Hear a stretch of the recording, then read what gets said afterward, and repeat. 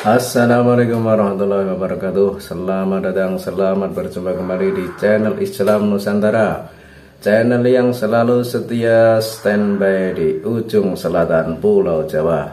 Kali ini kita masih membahas tentang Gus Yakut, di mana pernyataan beliau mengenai masalah speaker atau toa itu menjadi kontroversi bagi sebagian orang atau kelompok yang sering berseberangan dengan pemerintahan, kelompok yang memang sejak awal tidak suka dengan Gus Yakut sebagai Menteri Agama.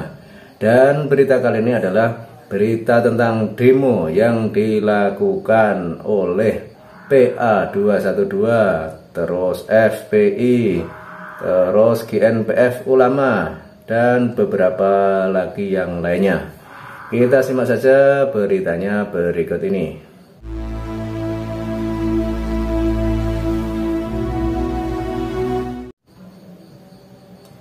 Masa PA 212 demo Menak Yakut tiba di Kemenak, jalan ditutup.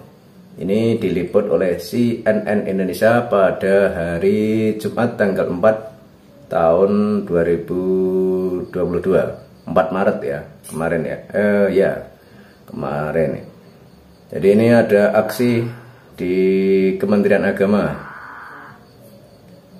Masa PA 212 tiba di kantor Kemenak Jakarta menggelar aksi atau demonstrasi menuntut pencopotan Menak Yakut Kholil Qomas.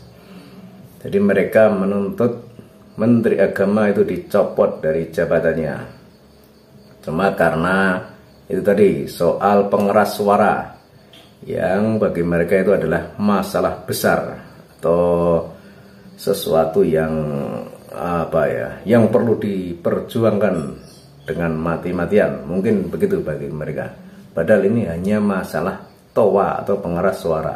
Menteri Agama itu cuma mengatur volume, bukan melarang ya. Sekali lagi bukan melarang, cuma agar diatur volumenya biar tidak terlalu keras. Karena kalau terlalu keras jelas itu mengganggu tetangga. Terlebih kalau di kota besar itu bisa juga mengganggu orang lain yang punya keyakinan berbeda.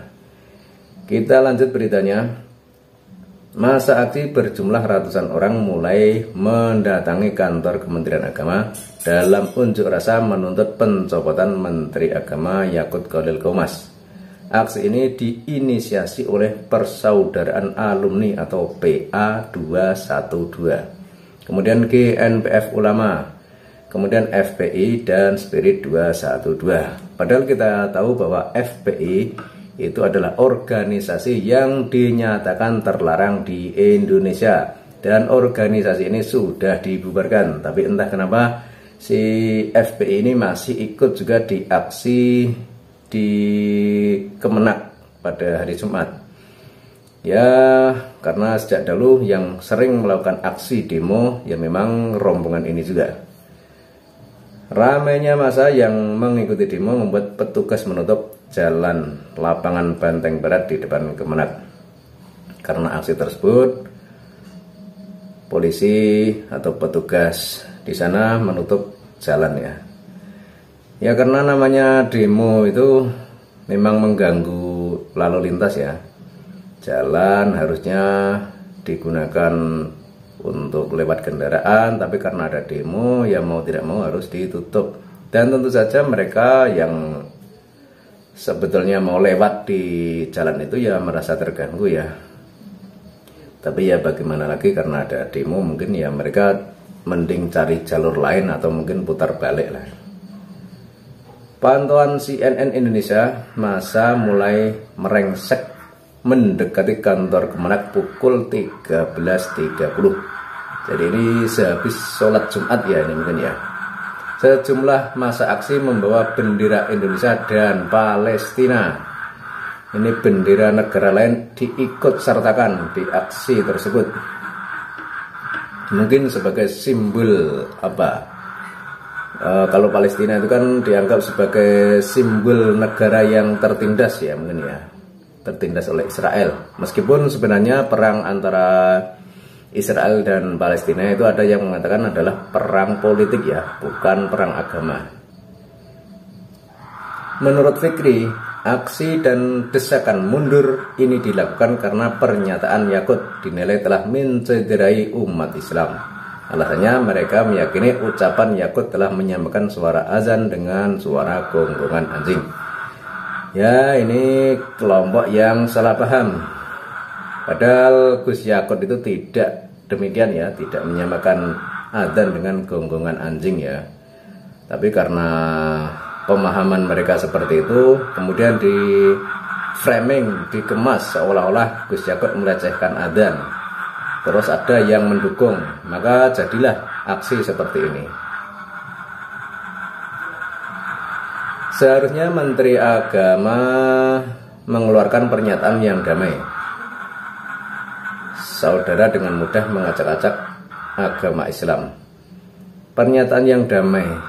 Sebenarnya adalah pernyataan yang damai ya. Jadi Menteri Agama itu pernyataan damai itu bukan bukan yang semrawut itu enggak, sebenarnya cuman biasa, tapi karena bagi mereka yang memang sejak semula tidak suka dengan Menteri Agama ya dianggap sesuatu yang besar lah.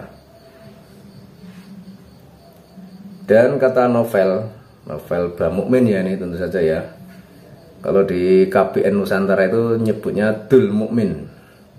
Pihaknya juga telah mempersiapkan aksi lanjutan sampai tuntutan utama demonstrasi hari ini terpenuhi. Kami sedang mempersiapkan aksi bela Islam lawan penista agama berjilid-jilid sampai Yaqut dipenjara atau dicopot. Ya, ini di sini kelihatan anehnya ya. Jadi namanya aksi bela Islam, sementara yang dibela itu siapa? Ya lucu ya ini ya. Mereka mengatasnamakan Islam, membela Islam. Kemudian yang dilawan itu Menteri Agama yang juga beragama Islam. Menteri Agama yang seorang kiai, seorang ulama, keturunan kiai, keturunan ulama. Beliau juga dzurriyyah Nabi. Nah, ini dianggap menistakan agama. Kemudian diadakan demo dan tuntutannya agar Menteri Agama dipenjara atau dicopot. Padahal kalau di logika itu tidak mungkin ya, Menteri Agama kok sampai menistakan adzan, apalagi melecehkan adzan, itu tidak masuk logika ya. Karena beliau juga orang yang sangat paham dengan agama, sangat paham dengan Islam. Jadi bagaimana mungkin beliau melecehkan agama yang selama ini diyakininya, selama ini dianutnya? Itu kan sudah tidak mungkin. Jadi intinya cuman kelompok ini yang memang mencari-cari ya, mencari-cari celah yang intinya itu untuk menjatuhkan Gus Yaqut lewat berbagai cara. Dan kebetulan Gus Yaqut pas memberikan pernyataan tentang toa atau pengeras suara, dan ini ada beberapa kalimat yang bagi mereka itu bisa digoreng, bisa diolah menjadi suatu isu yang besar, sehingga bisa menjadi landasan atau dasar untuk mengajukan demo atau tuntutan agar Menteri Agama ini dicopot. Terus kemudian kalau misalkan Menteri Agama dicopot, nanti yang ganti siapa? Mungkin yang diajukan ya dari pihak mereka itu mungkin. Jadi mereka mungkin merasa lebih pintar, lebih hebat, sehingga Menteri Agama dicopot terus mau dimasuki dari kelompok mereka itu mungkin. Tapi ya kelihatannya usaha ini tidak berhasil karena kita semua sudah sudah paham, sudah mulai tahu bahwa memang yang selama ini tidak cocok dengan pemerintah, bahkan menganggap kinerja pemerintah itu salah semua. Bagi mereka itu tidak ada yang benar. Tapi bila dicoba mereka yang duduk di pemerintahan, belum tentu juga mereka itu bisa menyamai dengan tokoh atau aparat yang sering mereka ributkan. Jadi ini hanya hanya isu untuk menjatuhkan Menteri Agama. Sebaiknya kita menjadi lebih bijak lagi, lebih cerdas lagi memahami konteks. Jangan mudah kita itu terprovokasi atau termakan hasutan atau termakan berita bohong yang sebenarnya hanya menjerumuskan kita saja. Cukup sekian dari saya, kita lanjut episode berikutnya.